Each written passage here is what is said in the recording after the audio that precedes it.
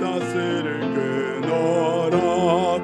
큰 권세 주께 있으리. 큰 권세 주께 있으리. 너는 가서 주의 복 전하라. 주가 너 항상 지키리. 4절 하겠습니다. 온 천하 만민 승리의 그날에 영광과 찬송 주께 드리네. 속죄함이와 구원받았으니 기쁘게 할렐루야 부르세.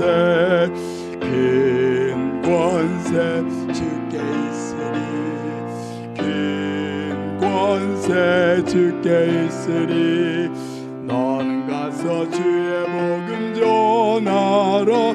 주가 너 항상 지키리라. 아멘. 우리 주악에 맞춰 묵상 기도 드리겠습니다.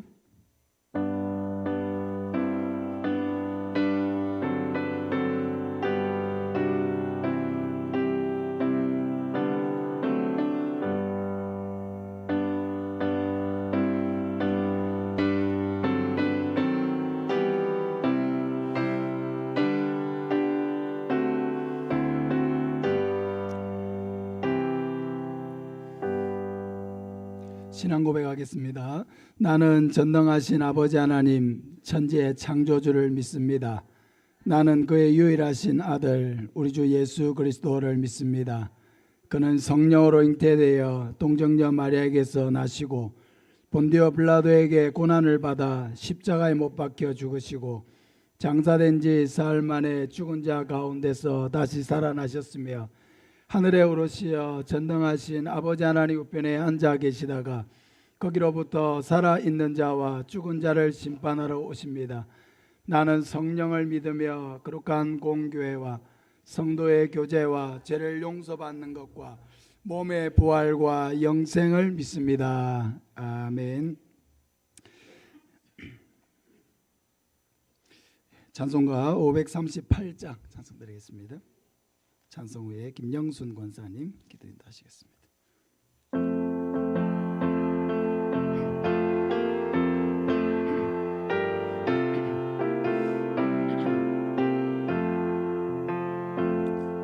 죄짐을 지고서 고나거든 내 마음속에 주 영접하며 새 사람 되기를 원하거든 내 구주를 영접하라.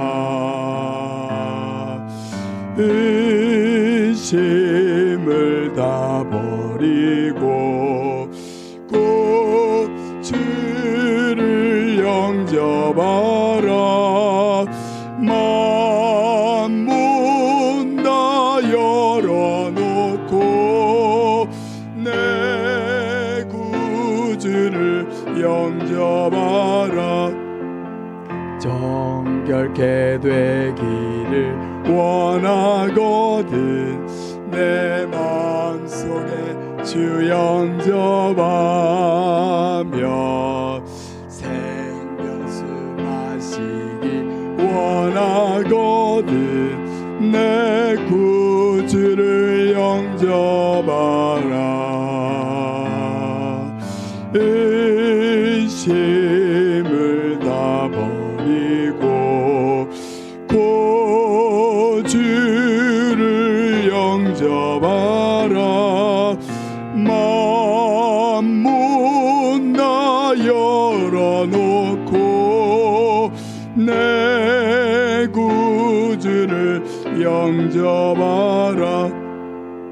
진실한 친구를 원하거든 내 마음속에 주 영접하며 내 맘의 평안 원하거든 내 구주를 영접하라. 의심을 다 버리고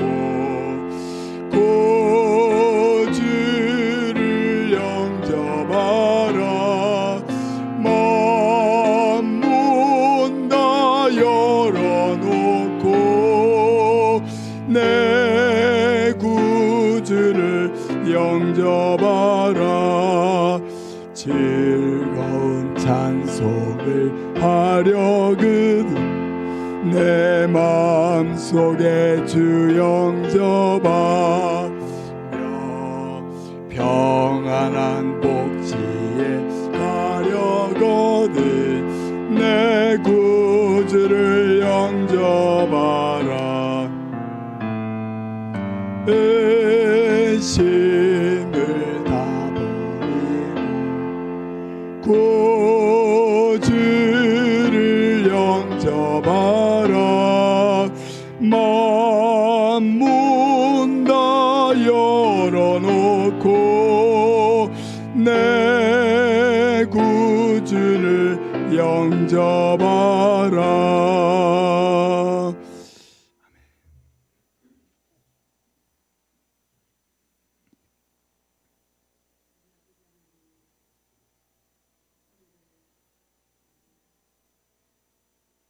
주일후 3일 동안도 저희들 하나님 은혜 가운데 살게 하시고 이 밤 3일 기도회를 허락하여 주셔서 아버지 전에 올라와 찬양과 아버지 말씀으로 은혜 받게 하심을 감사드립니다.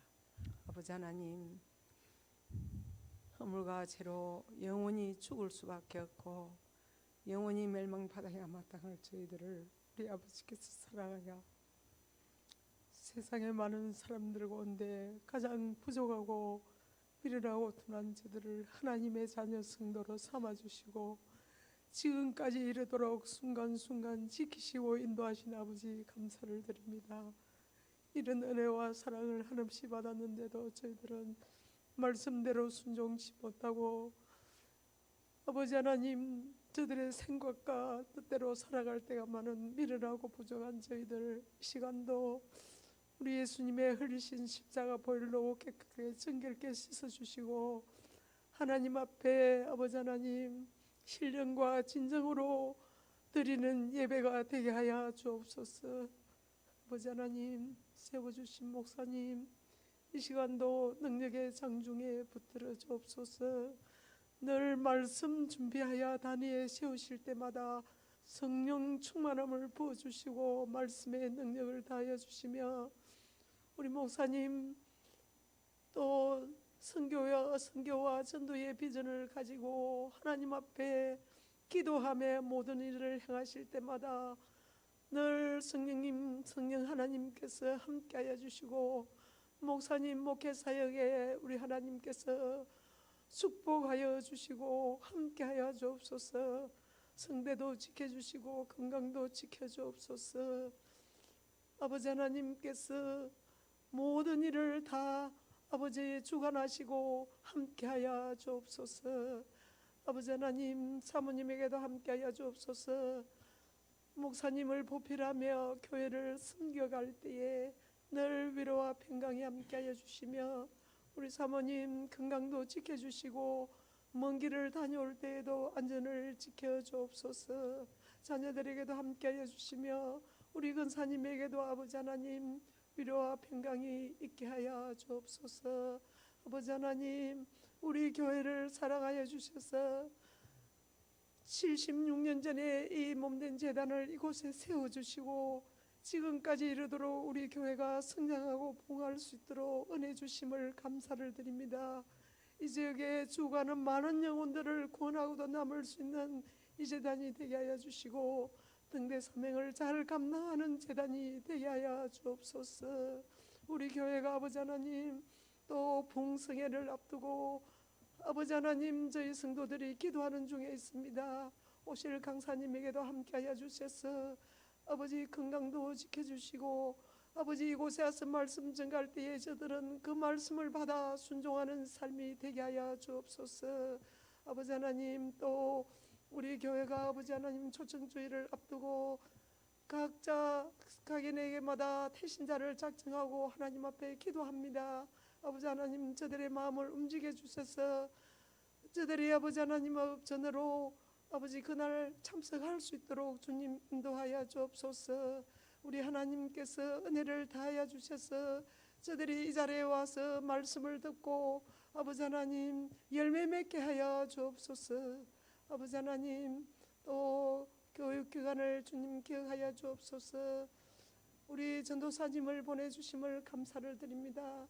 어린 영혼들을 말씀으로 인도하기에 부족함이 없도록 우리 전도사님에게 성령으로 같이 하여 주옵소서.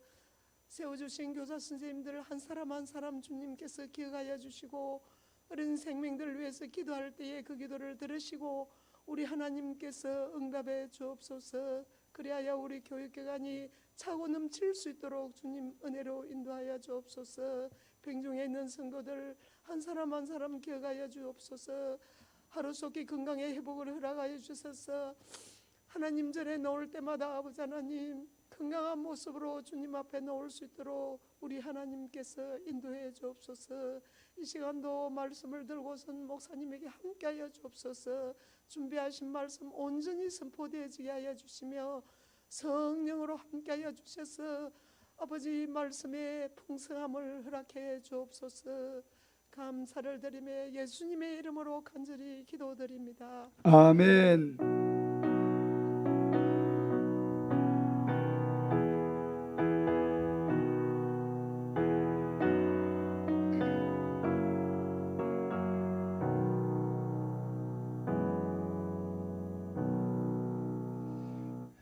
하나님 우리에게 주시는 말씀은 구약성경 예레미야 1장 1절에서 3절까지 말씀입니다.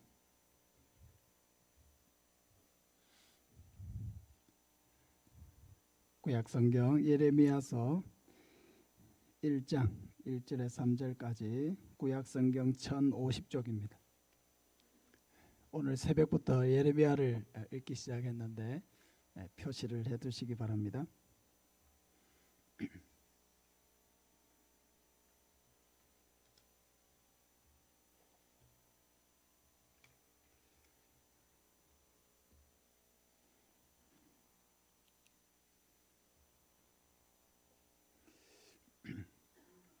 우리 한 목소리로 같이 읽겠습니다. 베냐민 땅 아나돗의 제사장들 중 힐기야의 아들 예레미야의 말이라. 아몬의 아들 유다 왕 요시야가 다스린 지 13년에 여호와의 말씀이 예레미야에게 임하였고 요시야의 아들 유다의 왕 여호야김 시대부터 요시야의 아들 유다의 왕 시드기야의 11년 말까지 곧 5월에 예루살렘이 사로잡혀 가기까지 임하니라. 아멘. 예레미야서를 어떻게 읽을 것인가 하는 제목으로 예레미야서를 개관하는 말씀을 좀 전하겠습니다. 예레미야는 성경 66권 가운데 가장 긴 책입니다. 예레미야서의 총 히브리어 단어 수가 33,200여 개가 됩니다. 그에 반해서 창세기도 아주 긴 편이고 시편도 아주 긴 편인데 이 창세기와 시편이 오히려 예레미야서보다도 이 글자 수가 더 적습니다. 이 예레미야서는 총 52장에 우리 성경의 1364절로 이루어져 있습니다. 이 예레미야의 이름의 뜻은 여호와께서 높이신다, 여호와께서 세우신다, 또 여호와께서 던지신다, 뭐 이런 의미가 있습니다. 당시 역사 가운데서 이렇게 생각해 본다면 하나님이 예레미야 선지자를 자기 백성들에게 던지셨다는 것입니다. 당시 이스라엘 백성들은 우상 숭배가 극에 달한 상황이고 하나님의 그런 임박한 진노가 지금 퍼부어질 수 있는 그런 상황입니다. 그 예레미야는 하나님의 말씀을 듣기를 싫어하는 사람들에게로 던져진 것이죠.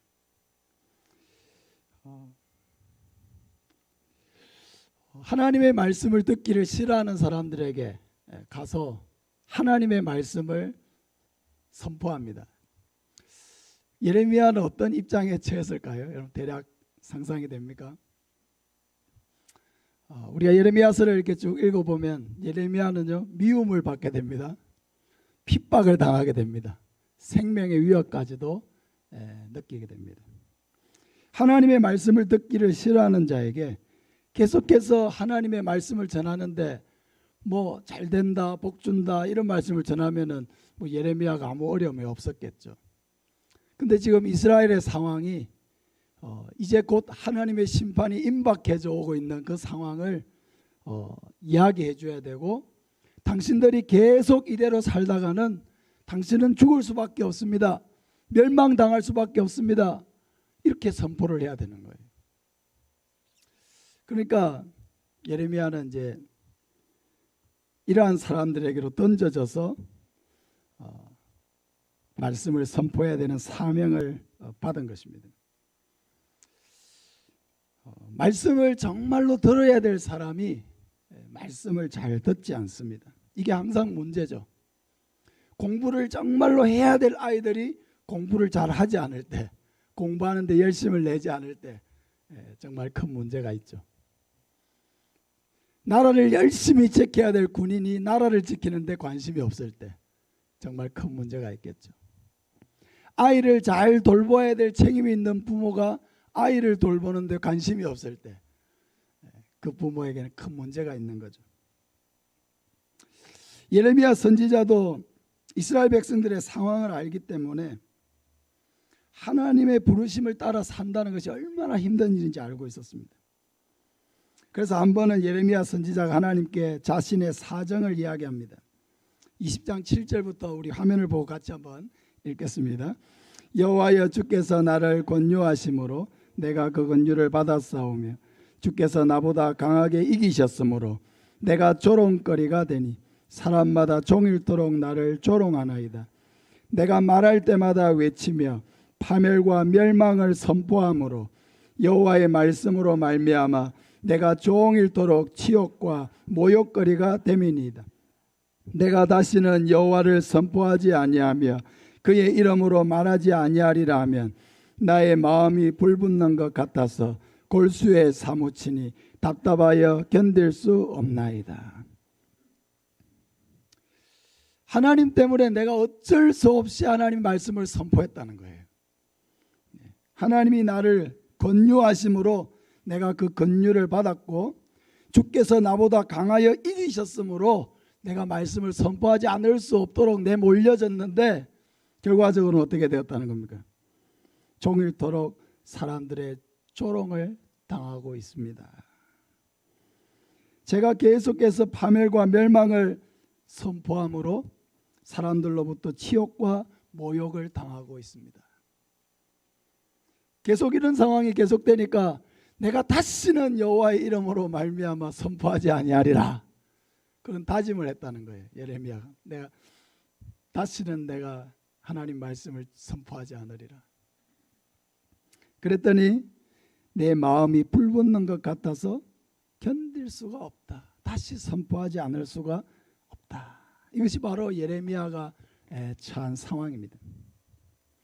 하지만 결국 예레미야가 힘을 내는 것은 뭐냐면 하나님이 나와 함께 하신다는 분명한 확신 때문이었습니다.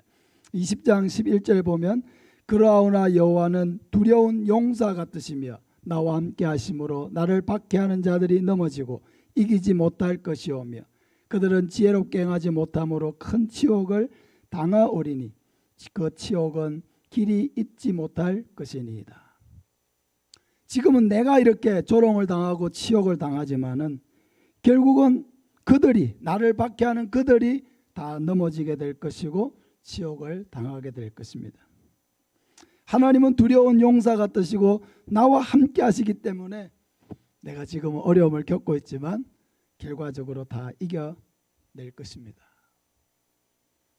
그러니까 예레미야는 뭐 의지할 사람이 없어요. 아무도 하나님을 두려워하지도 않고 아무도 하나님 말씀을 들으려고 하지도 않기 때문에 예레미야가 의지할 사람이 없습니다. 예레미야가 오직 의지할 수 있는 분은 자기를 이렇게 파송하여 말씀 전하게 하신 하나님만 의지할 수밖에 없는 것입니다.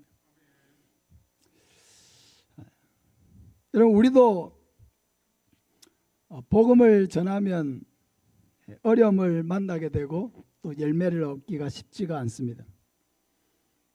그래서 우리도 마음속에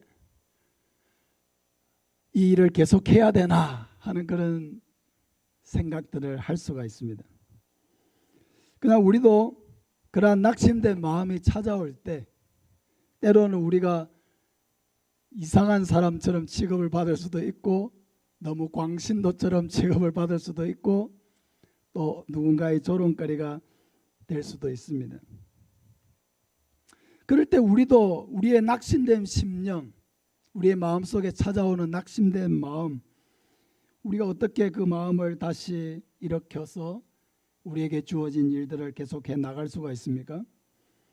그 예레미야와 마찬가지로 우리에게도 여전히 우리와 함께 하시는 성령 하나님을 믿고 의지할 때 우리가 이 사역을 계속해 나갈 수가 있다는 거죠. 결국은 하나님이 이기실 것이다 라고 하는 거죠. 그들은 자기의 결론을 알 수 없지만은 우리는 그들이 지금 파멸로 가고 있다는 것을 알고 있기 때문에 우리가 만약 선포하지 않는다면 그들을 결국 파멸에 이르도록 방치하는 것이 된다는 것입니다.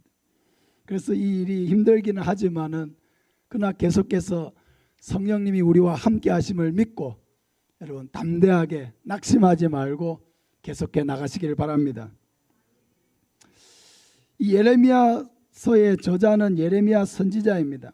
학자들 중에는 예레미야가 이 저자가 아니고 다른 사람이라고 주장하는 사람도 있지만은 우리는 전통적으로 받아들여진 대로 예레미야 선지자를 이 책의 저자로 봅니다. 1절에 보면 베냐민 땅 아나돗의 제사장들 중 힐기야의 아들 예레미야의 말이라 했습니다.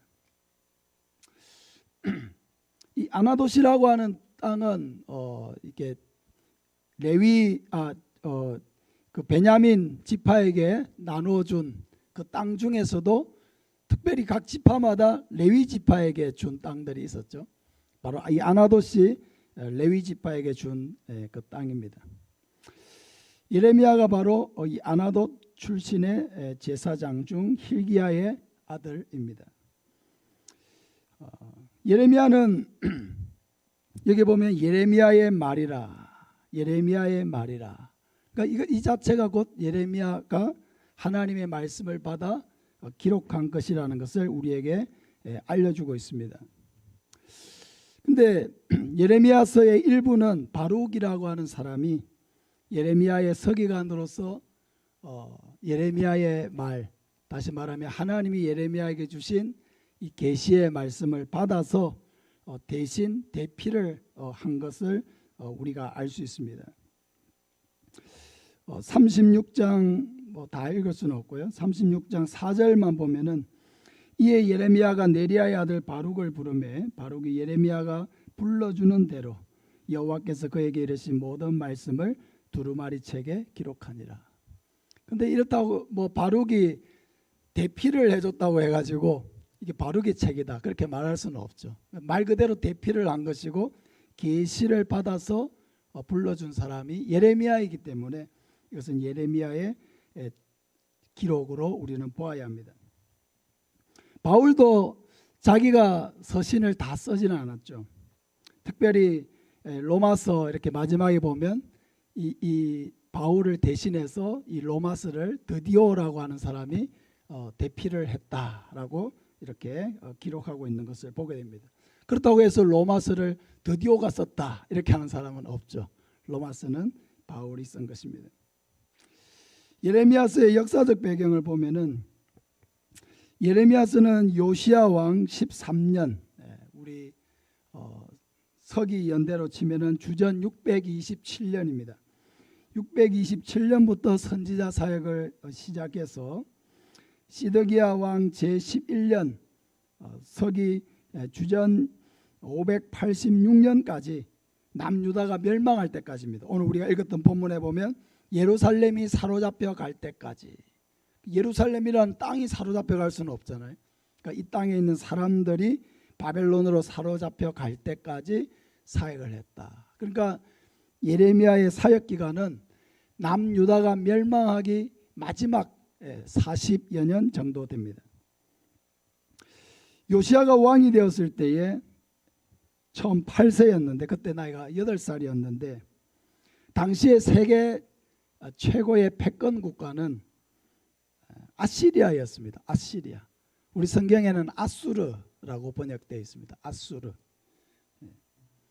이 아수르의 왕이 갑자기 이렇게 죽게 되었습니다. 주전 631년에 그 왕이 갑자기 죽게 되니까 이 아수르의 국력이 극도로 이렇게 쇠약해지게 되었습니다. 그래서 이 왕이 죽은 후 대략 6년 후에 바벨론의 이 나보폴라살이라고 하는 왕, 우리가 아는 느부갓네살 왕의 아버지입니다.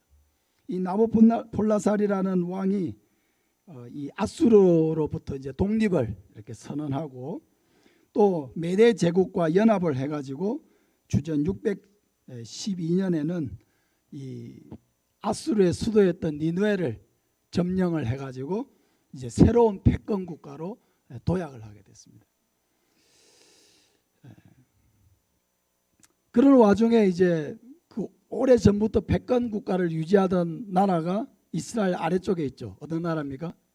이스라엘의 옛날에 종되었던 나라, 이집트라는 나라가 있죠. 이집트. 예.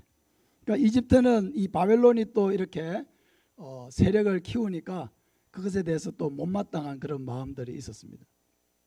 그래서 또 이 이집트가 또 위쪽 지방으로 이렇게 올라가서 바벨론하고 이렇게 대적을 하려고 하면 이 이스라엘 땅을 또 지나가야 되는 거예요. 이스라엘이 아주 이 교통의 요지에 딱 자리를 잡고 있기 때문에 이 땅을 지나가야 되는 거예요. 근데 그때 당시에 이제 요시야 왕이 볼 때는 이집트가 이 아수르를 도와서 바벨론을 이렇게 대적하는 이것이 하나님의 뜻이 아니라고 생각한 거예요.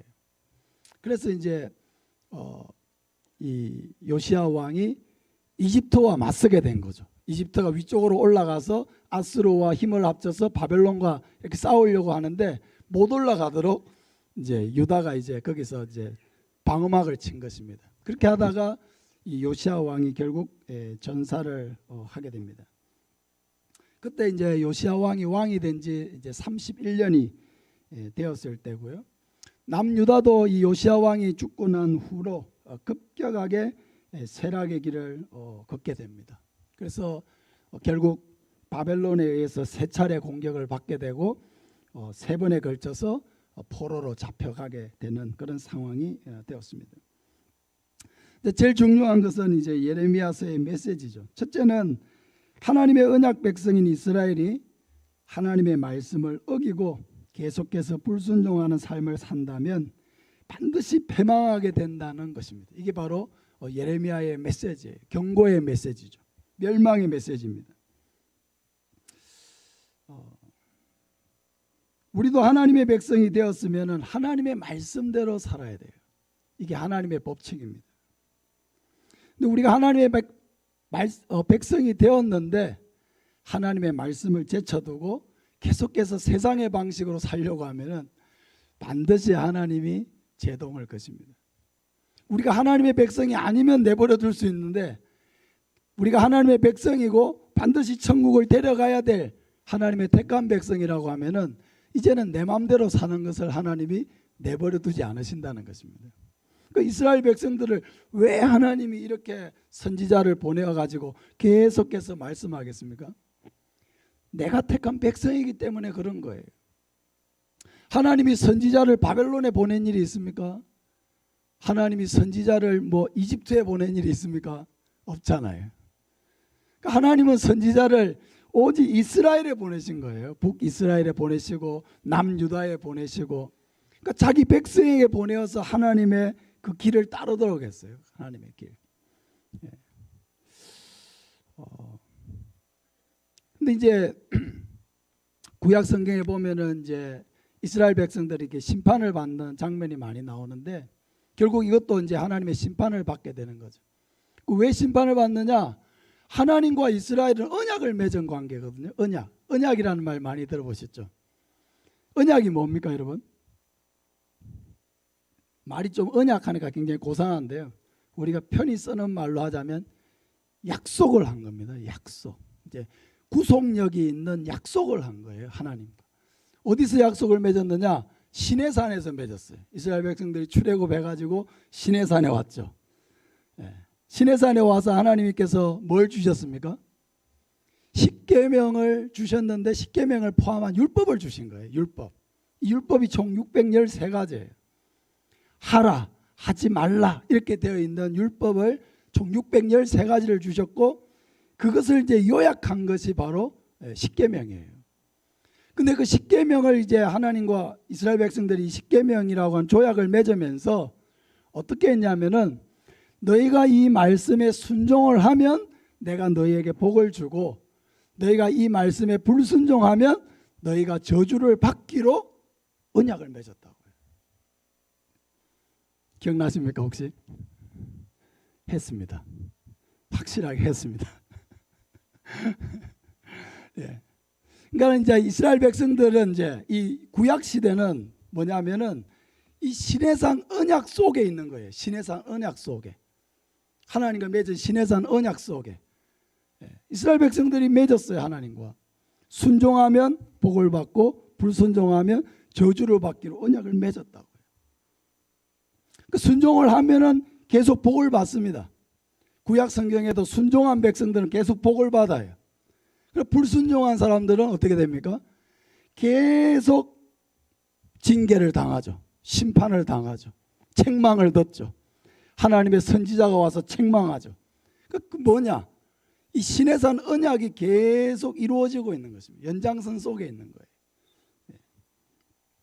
그러니까 지금 이스라엘 백성들에게 남유다죠. 말하자면 남유다에게 하나님께서 예레미야 선지자를 통해서 이렇게 너희 이대로 살면 안 된다라고 계속 하시는 이유가 뭐냐? 다시 이 언약으로 돌아오라고 하시는 것이 뭐냐? 너희가 맺었던 나와 맺었던 이 시내산 언약, 이 약속을 지키라는 겁니다. 너희가 나와 이 약속을 지키기로 맹세하지 않았느냐? 순종하면 복을 주고 불순종하면 저주를 받기로 너희가 맹세하지 않았느냐? 그 언약으로 돌아오라는 겁니다. 그게 선지자들의 다 메시지였어요. 두 번째로 우상숭배와 정치 이데올로기에 기대어서 사는 것은 어리석은 일이고 하나님의 뜻에 순종하는 것이 신앙생활의 핵심이라고 하는 것을 깨우쳐 주려고 하는 것입니다. 그러니까 남유다의 멸망은 결국은 이 우상숭배 때문이었어요. 그러니까 이스라엘 백성들은 우상숭배를 많이 했는데 제일 대표적인 우상이 뭡니까? 바알이죠. 바알. 바알 숭배. 바알, 아세라, 아스다롯 하는 이런 바알 숭배입니다. 근데 바알만 숭배한 게 아니고요. 이스라엘 주변 나라가 섬기던 모든 신들을 다 섬긴다. 다 섬깁니다. 우리가 예레미야서나 에스겔서는 이제 바벨론의 포로로 잡혀간 후에 하나님이 에스겔에게 주신 이제 말씀이거든요. 그러니까 이 말씀을 이제 바벨론 포로로 잡혀가서 주셨는데 너희가 왜 포로로 잡혀왔는지 이스라엘 백성들이 잘못한 과거의 일을 에스겔 선지자를 통해서 또 다 보여주십니다. 왜 그러냐면 이스라엘 백성들은 자기들이 잘못해서 우상 숭배해가지고 포로로 잡혀와 놓고는 억울하다 이거예요. 우리가 무슨 잘못을 그렇게 했길래 우리가 이렇게 바벨론에 포로로 잡혀왔습니까? 이렇게 억울하다고 하니까 하나님이 에스겔 선지자를 통해서 억울할 게 하나도 없다는 걸 가르쳐 주시는 거예요. 너희들이 했던 죄악의 모든 모습들을 하나님이 환상으로 다 보여주십니다. 그러니까 이스라엘 백성들은 바알 숭배, 무슨 아스레 숭배, 또 뭐 하늘의 일월 성신이 뭡니까? 별, 해, 달, 별들을 숭배하는 것, 막 온 나라의 그런 우상들을 다 갖다가 숭배했거든요. 억울하냐? 이렇게 물으시는 거죠. 그래도 억울하냐? 억울한 게 없다는 거예요. 하나님이 하신 일에는 아무것도 억울할 일이 없다는 것입니다. 그들은 우상 숭배를 위해서 하나님을 버렸습니다. 그리고 하나님의 말씀을 버렸습니다. 그들이 이렇게 한 이유는 뭡니까? 하나님이 정말로 우리 삶의 생사화복을 주관하시는 하나님이라고 하는 믿음이 부족해서였죠. 하나님이 정말로 내게 복도 주시고 화도 주시는, 나를 살게 하기도 하시고 죽게도 하시는 하나님이라는 것을 그들이 확실하게 믿었다면 바알을 따라갈 리가 없습니다. 아세라를 따라갈 리가 없습니다. 근데 그들의 믿음이 확고하지 못하니까 바알을 따라가면 좀 복을 받을까? 이걸 또 따라가면 좀 복을 받을까? 이를 성신 해와 달과 별들을 숭배하면 또 좀 복을 받을까? 밀곰을 숭배하면 또 복을 받을까? 하면서 닥치는 대로 우상을 자꾸 수입해 가지고 이렇게 섬기기 시작했다는 거죠. 사랑하는 여러분, 생사화복의 주관자는 오직 하나님밖에 없음을 믿으시길 바랍니다. 이 믿음이 확고하지 못하면 자꾸 하나님 외에 뭐 다른 것을 자꾸 찾게 된다는 거예요. 그것을 알아야 합니다. 세 번째는 하나님의 징계의 목적은 심판이 아니라 회복에 있다는 거예요. 이게 또 예레미야의 아주 중요한 메시지입니다. 1장 10절에 우리 같이 한번 읽겠습니다. 보라, 내가 오늘 너를 여러 나라와 여러 왕국 위에 세워 네가 그것들을 뽑고 파괴하며 파멸하고 넘어뜨리며 건설하고 심게 하였느니라. 여기 보면은 심판에 관련된 게 4가지가 나오죠. 뽑고 파괴하고 파멸하고 넘어뜨린다 그랬어요. 그리고 긍정적이고 회복에 관련된 것이 또 2가지가 있습니다. 건설하고 심게 하신다. 그러니까 이게 뭐냐? 심판과 회복의 메시지, 이것을 위해서 하나님이 예레미야를 선지자로 세우셨다 하는 것입니다. 근데 심판의 메시지가 4개이고 이 긍정의 메시지, 희망의 메시지가 2개죠. 뽑고 파괴하고 파멸하고 넘어뜨리고, 그죠? 건설하고 심게 한다. 마찬가지로 이 예레미야의 전반적인 부분은 다 경고와 심판에 대한 메시지입니다. 그리고 그렇다고 경고와 심판으로만 이루어진 것은 아니고 회복의 메시지를 담고 있습니다.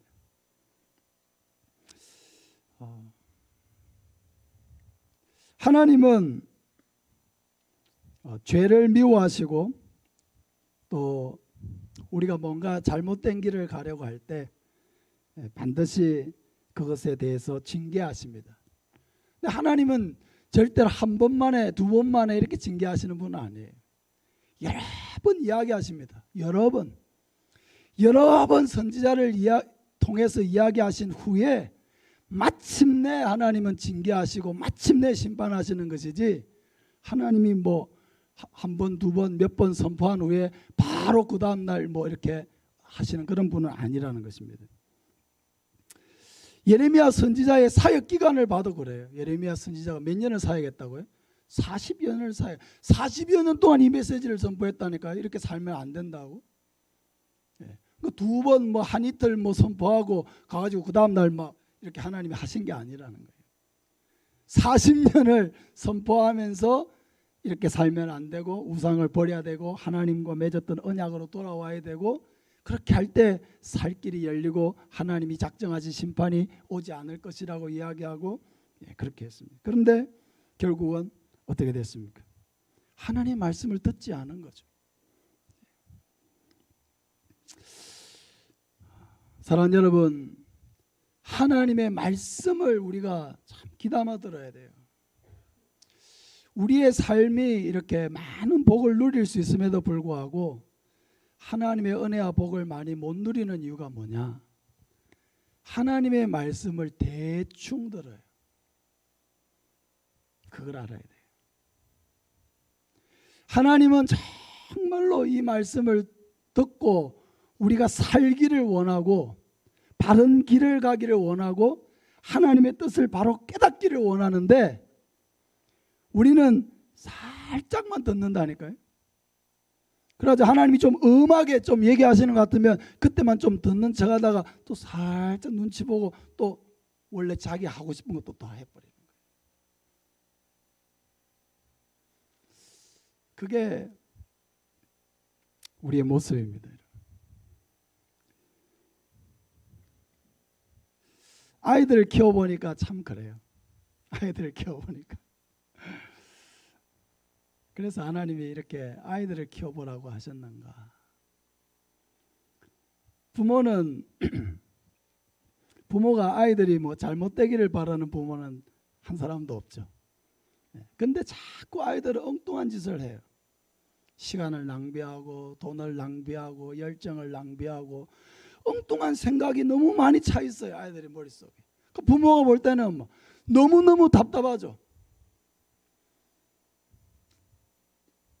제발 그럴 시간에 네가 좀 네 미래를 위해서 뭐가 중요한지를 좀 생각을 하고 할 수 있는 한 공부를 좀 더 하고, 이게 이제 부모의 마음이죠. 근데 아이들은 참 어려워요. 쉽지가 않습니다. 자기 생각이 더 굵어지죠. 고집스럽습니다. 부모의 눈이 있을 때는 좀 하는 것 같다가 또 돌아서면은 또 뭐 하고 있는지 모르겠어요. 믿을 수밖에 없어요. 믿습니다. 이제 부모와 자녀의 관계는 신앙의 관계로 들어가야 돼요. 믿습니다. 믿어줘야 돼요. 그냥. 그리고 하나님께 맡길 수밖에 없어요. 아무리 얘기해도 잘 안 들으면 그냥 하나님께 맡길 수밖에 없어요. 하나님이 주셨잖아요. 하나님 맡기셨잖아요. 하나님의 자녀잖아요. 하나님이 키워주세요. 하나님 바른 길 가게 해주세요. 하나님 바로 깨닫게 해주세요. 잘못된 길 가지 않게 해주세요. 하나님께 맡길 수밖에 없어요. 하나님의 심정을, 이스라엘과 이렇게 밀당을 하고 씨름하고 있는 하나님의 마음을 참 이해할 수가 있죠. 하나님 눈에 볼 때는 이스라엘 백성들이 하는 행동이 너무너무 어리석고 저렇게 살다가는 죽도록 맞을 수밖에 없는 상황이 지금 임박해 오고 있는데도 지금 천지도 모르고 우상 숭배하고 천지도 모르고 죄를 짓고 천지도 모르고 하나님의 말씀과 관계없는 삶을 막 살아가고 있는 거예요. 하나님의 백성이라고 하는 정체성이 다 사라져 버렸어요. 지금 이스라엘에게. 여러분, 우리의 신앙생활이 내가 하나님의 자녀다, 하나님의 백성이다 라고 하는 이 분명한 정체성이 우리 마음에 서 있을 때는 그래도 이게 삶에 좀 기준이 있는 삶을 살 수가 있어요.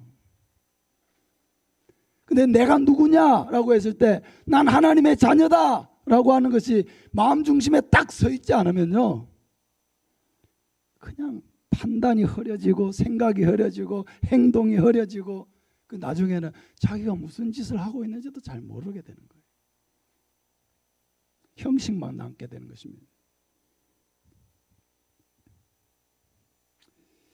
마지막으로 옛 언약 대신에 새 언약을 통한 구원의 길을 보여주십니다. 새 언약은 바로 하나님이 보내실 그리스도를 통해서 이루어질 것입니다. 아주 중요한, 예레미야서에서 아주 가장 중요한 말씀이라고 할 수 있는데요. 우리 같이 한번 읽겠습니다. 예레미야 31장 31절부터 우리 같이 한번 읽겠습니다. 여호와의 말씀이니라. 보라, 날이 이르리니 내가 이스라엘 집과 유다 집에 새 언약을 맺으리라.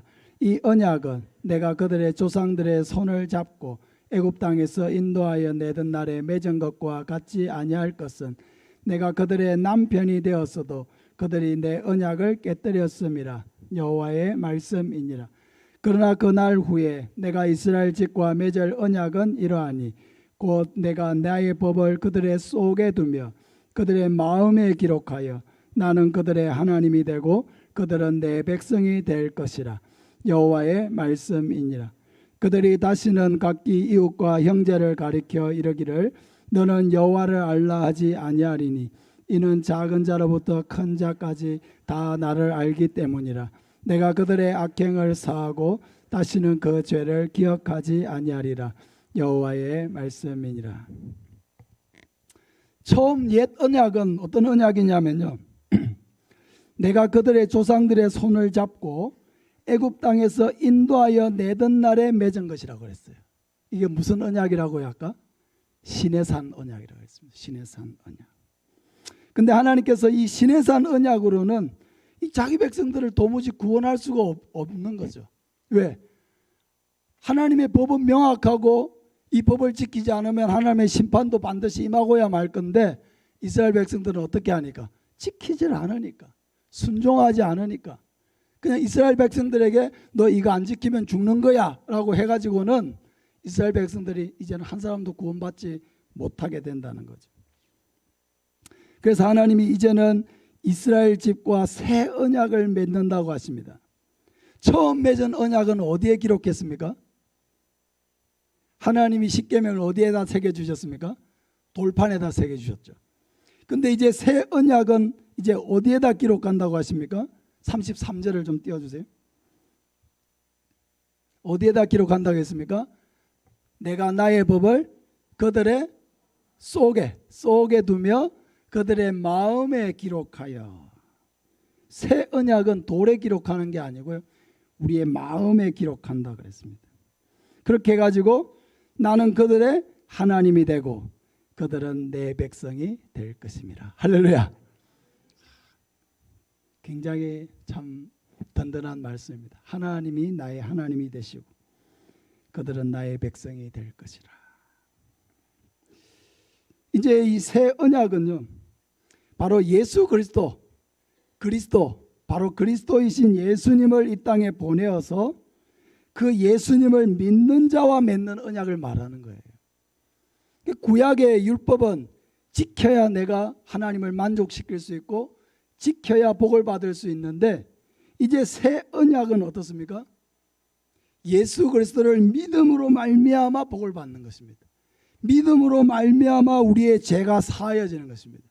믿음으로 말미암아 우리가 하나님의 백성이 되는 것입니다. 구약의 이 율법은 지켜야 하나님의 백성이 되는 거예요. 지켜야 복을 받는 것입니다. 지켜야 죄를 사하는 거예요. 그러니까 새 언약은 행위 언약이 아니고 예수 그리스도의 십자가 부활을 믿는 그 믿음으로 이루어지는 언약이에요. 그러니까 우리 마음속에 이제는 믿음, 예수 그리스도를 믿는 믿음이 우리 마음속에 있을 때 하나님은 어떻게 하신다는 거예요? 하나님이 나의 하나님이 되어주시고 나는 그의 백성이 된다는 것입니다. 할렐루야. 이것이 바로 이 신약의 우리 성도들이 받은 복입니다. 말씀을 맺겠습니다. 이 예레미야서를 통해서 하나님께서 우리에게는 이 율법으로 말미암아 하나님의 법으로 세상을 심판하신다고 하면은 단 한 사람도 그 앞에서는 구원을 받을 인생이 없다는 것을 우리에게 알게 해주시는 거예요. 우리의 행위라고 하는 것이 여러분 얼마나 부족합니까, 여러분? 우리가 십계명을 이렇게 알고 있지만은 여러분 십계명의 단 한 계명이라도 여러분이 온전히 지키는 게 있습니까? 십계명의 단 한 계명이라도 온전히 지키는 게 있냐고요? 없습니다. 조금 지키죠. 조금 일부 어떤 말씀에 대해서 일부 지키는 거지 온전히 지킬 수는 없어요. 또 우리가 그 말씀을 우리 마음에 두고 지키려고 노력을 할 뿐이지 그 말씀을 온전히 지켜낼 수 있는 사람은 우리에게는 아무도 없다는 것입니다. 그래서 하나님께서 저와 여러분의 하나님이 되시고 우리가 그의 백성이 되고 이렇게 해서 우리를 구원받는 자기의 자녀로 삼기 위해서 하나님이 이렇게 우리의 행위에 근거를 두는 옛 언약 대신에 새 언약이신 예수 그리스도를 우리에게 보내주셨다. 할렐루야. 그래서 우리가 온전히 순종하지 못한 그 순종을 예수님이 온전히 순종하심으로 우리가 예수 그리스도를 믿을 때에 그 예수님의 의를 우리에게 입혀주시는 방법으로 우리를 구원하기를 하나님이 원하셨다라고 하는 것입니다. 그래서 우리가 예수 그리스도를 구주로 믿을 때 그 믿음은 바로 우리가 하나님이 우리에게 주신 모든 율법을 다 지킨 것과 같다. 왜? 그 모든 율법을 예수님이 다 지키셨기 때문에 예수님을 통해서 우리는 그 모든 율법을 다 지킨 것과 같다라고 하는 것입니다. 그래서 하나님은 이 새 언약의 체계 속에서 바로 우리에게 그냥 요구하시는 건 뭐냐? 바로 믿음이다. 믿음. 돌판에 새겨진 율법을 따라 구원하시는 것이 아니고 우리 마음에 주시는 이 믿음, 믿음을 따라서 우리를 구원하기를 하나님이 원하셨다라고 하는 것입니다. 예레미야서를 우리가 이렇게 읽고 또 묵상하다 보면 정말로 많은 부분에서 우리의 모습을 보게 될 것입니다. 특별히 우리 자신이 받은 구원이라고 하는 것이 결코 거저가 아니라고 하는 것. 내 자신이 하나부터 열까지 얼마나 잘못되어 있고 얼마나 하나님의 언약에서 멀어져 있고 얼마나 하나님의 말씀에서 멀어져 있고 얼마나 잘못된 길을 가고 있는지 우리는 예레미야서를 통해서 우리 자신을 보게 됩니다. 그 이스라엘 백성들의 모습, 그 남유다의 백성들의 모습, 우상 숭배하는 이스라엘 백성들의 모습, 그것이 바로 우리 자신의 모습이라는 것을 우리가 알게 되는 거죠. 그걸 보다 보면은 예수님이 오시지 않았다면 결단코 구원의 길이 없구나. 그래서 하나님이 예수님을 이 땅에 보내주셔야만 되는 이유가 바로 여기에 있구나 하는 것을 우리가 알게 됩니다. 바로 이 구약의 선지서들을 배우는 이유, 선지서들을 우리가 읽고 은혜를 받는 이유가 바로 거기에 있는 거예요. 예수 그리스도가 정말로 우리에게 필요하다는 것을 이 선지자를 통해서 우리가 깨닫게 됩니다. 예레미야서를 우리가 새벽에 이제 읽기 시작했는데요. 새벽에 혹시 못 오시는 분도 주보를 보면서 그날 읽어야 될 분량을 꼭 함께 읽고 또 묵상하면서 그렇게 따라오시기를 바랍니다. 우리 같이 기도하겠습니다. 아버지 하나님, 하나님께서는 자기 백성을 사랑하심으로 이렇게 선지자를 보내어서 끊임없이 하나님께서 손을 내미시고 끊임없이 하나님의 말씀을 그들에게 주어 그들을 향한 하나님의 사랑을 나타내신 것을 보게 됩니다.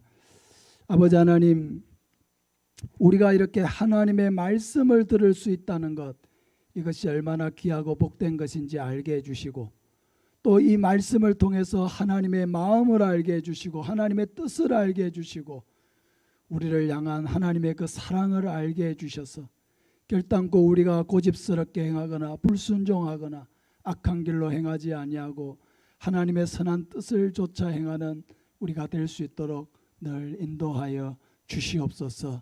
예수님 이름으로 기도합니다. 아멘.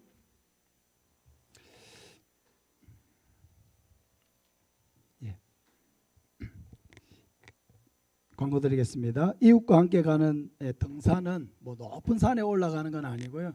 그냥 이렇게 요즘에 걷는 거 이렇게 잘 하잖아요. 그래서 트레킹 이렇게 코스를 잘 선택해서 좀 누구든지 함께 갈 수 있는 그런 곳으로 하려고 합니다.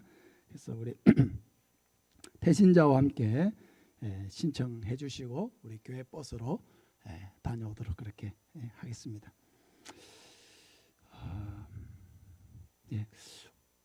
장례 부고 문자 받으셨습니까? 예. 우리 김인철 씨 혹시 잘 모르시는 분도 계실 수도 있는데요. 키 크시고 항상 여기 앉으시고 식당에서 그릇 잘 치워주시는 아저씨. 아버님께서 이제 돌아가셔서 어제 제가 전화를 받고 저녁에 제가 한번 다녀왔습니다. 다녀왔는데 이제 장례가 이제 불교식으로 이렇게 진행이 되어서 우리가 따로 뭐 거기서 예배를 드린다거나 하지는 못하고 조문만 그렇게 하도록 하겠습니다. 예배 후에 바로 좀 같이 출발하도록 그렇게 하겠습니다. 차량 운행 아마 많이 잘 모르셔서 많이 못 가실 가능성도 많은데 혹시 차량 운행해서 가셔야 되는 분들은 평소 운행을 그대로 해주시고요. 운행하시는 분이 장례식장을 만약에 가시면은 같이 가셔도 되겠습니다. 다른 광고는 주보를 참조하시기 바랍니다. 주기도문으로 마치겠습니다. 하늘에 계신 우리 아버지여, 이름이 거룩히 여김을 받으시오며 나라가 임하시오며 뜻이 하늘에서 이루어진 것 같이 땅에서도 이루어지이다. 오늘 우리에게 일용할 양식을 주시옵고 우리가 우리에게 죄 지은 자를 사하여 준 것 같이 우리 죄를 사하여 주시옵고 우리를 시험에 들게 하지 마시옵고 다만 악에서 구하시옵소서. 나라와 권세와 영광이 아버지께 영원히 있사옵나이다. 아멘.